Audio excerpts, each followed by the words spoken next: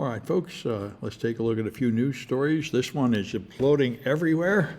The Trump administration, when planning the operation to bomb Yemen, made a Signal group chat and invited the head journalist at The Atlantic. And he thought it was somebody spamming him with a fake name, pretending to be Trump officials. But it got more and more real until he realized he was, in fact, in this group watching their plans to prepare the invasion and even revealing military secrets a few hours before the invasion. So he's got all the stuff that happened here and screenshots of it and all that of these guys arguing, and on they go. So it's not really very surprising. There's a little bit of possibly scandalous stuff about how J.D. Vance was saying Trump doesn't even know what's going on. I don't even think he understands the significance of what we're doing, which is not much of a surprise to anybody in the know that Trump doesn't really know what's happening.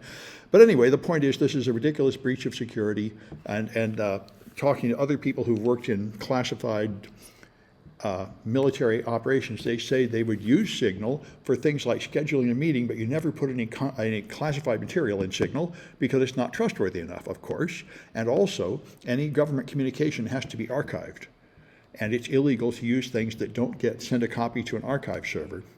And so this is a serious breach of protocol, which is something Trump has done before many times. I mean, even before he stored classified documents in the bathroom at Mar-a-Lago, his staff was using all sorts of unapproved apps and services, and he was using a personal cell phone, which no president ever had a cell phone before.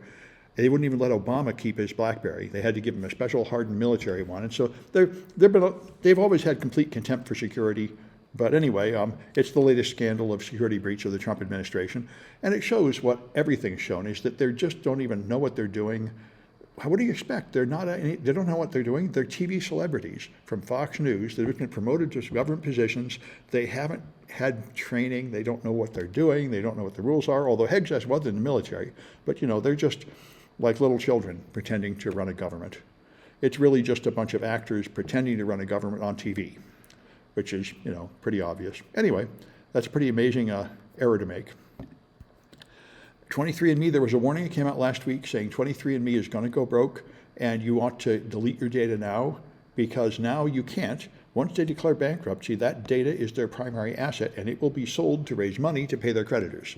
So your genetic data will be sold to people. This is why I've always told my friends, don't send your data to any of these cloud services, your DNA, because it's useless. The experts involved have all said the science is not advanced enough for us to actually predict a disease from this.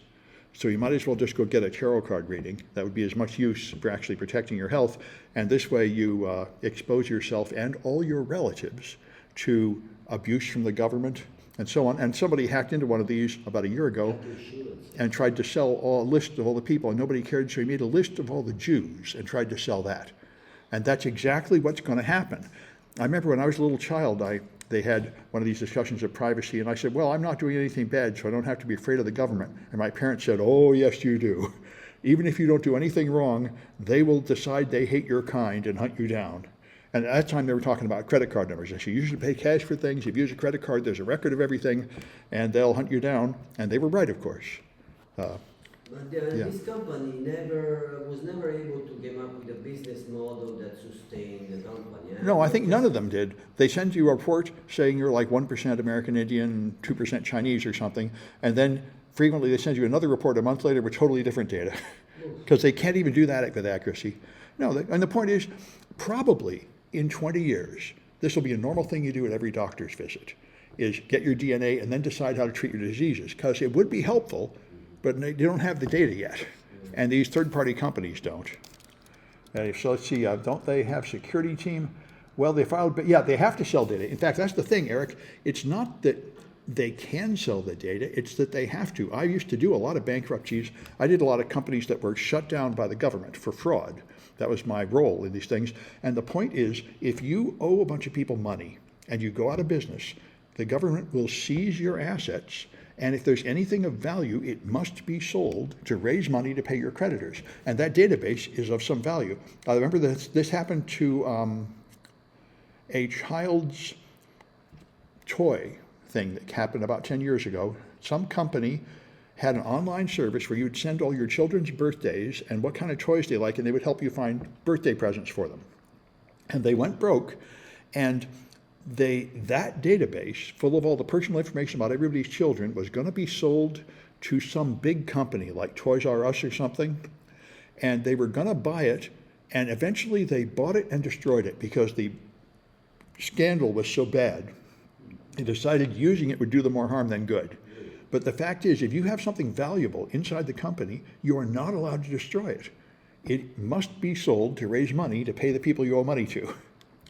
So this will have to be sold to one of the other testing companies out there. They're still out there. Somebody will pay some money for this.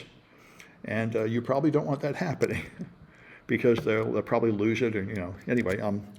So there's also this site, remember Elon Musk had a guy about 3-4 years ago, kid found out how to track his jet, and he started posting tweets or something of where his jet was, which is technically public information, but the fact is it wasn't that easy to find, and Elon Musk banned him and tried to stop him, and he kept putting it up again on different places. It was a big deal, Elon Jet. So in the same spirit, these guys have figured out where all the Tesla cars are in America, or where they say they have, and so you can find them, and on the website, the cursor is a Molotov cocktail. So they obviously are encouraging people to go bomb these cars, which is pretty nasty, and people are pretty unhappy about being here. And they say there's no way to get yourself off this database except to sell your Tesla. So this is probably, I would think this is probably prosecutable. This is something like harassment or encouragement to terrorism or something. This is probably a crime of some kind, I suspect. And so it was taken down, then they put it on the dark web, now it's back up. This is going to be one of those cases that determines what the limits of free speech are, I think, like pornographers. When somebody puts up something that's really objectionable, and then you can argue whether it's illegal. Anyway. There are many people being harassed by unknown people, all simply because they own a Tesla.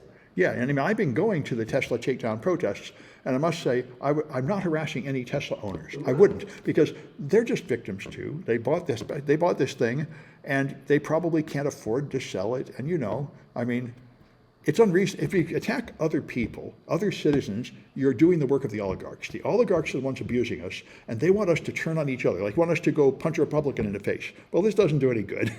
Tease somebody's car. That just makes Elon Musk more powerful. You have to understand, the enemy is the powerful people above us that are oppressing it. It is not other citizens.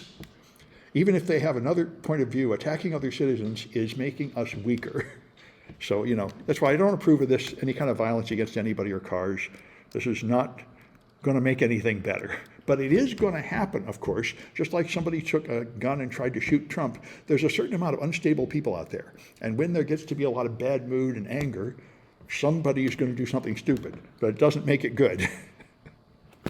Anyway, so this one, remember, there's an ICE contractor out there, and Mozilla Foundation is causing people to block web scraping. It's called Shadow Dragon, and they get all this information, and they say it has to do with like protesters and human rights defenders involved in any kind of civil resistance. So it sounds like several companies like this, like Palantir, that scrape data and they give it to law enforcement. They can use things like facial recognition to track people down. So I don't quite understand exactly why they're so worried about this, but it is definitely happening, that they're scraping, and these guys say you should block them from scraping your site. So I don't know. Maybe I might be right. It certainly is true that law enforcement has these facial recognition databases, and they scrape social network and everything. So all that public information is out there, and it is used by law enforcement for both good and bad purposes. This one caught my attention, of course, because we're having a lot of capitulation in advance. Trump went to a major law firm and said, because you represented people against me, I'm going to take away your security clearance, so you lose all your business, unless you pay me a $40 million of free legal service as a bribe to not do it, and they didn't do it. And he said this all openly. So, this is the most corrupt administration in history, at least since Teapot Dome, and it's in my lifetime, where just everything is openly for sale, it's just extortion.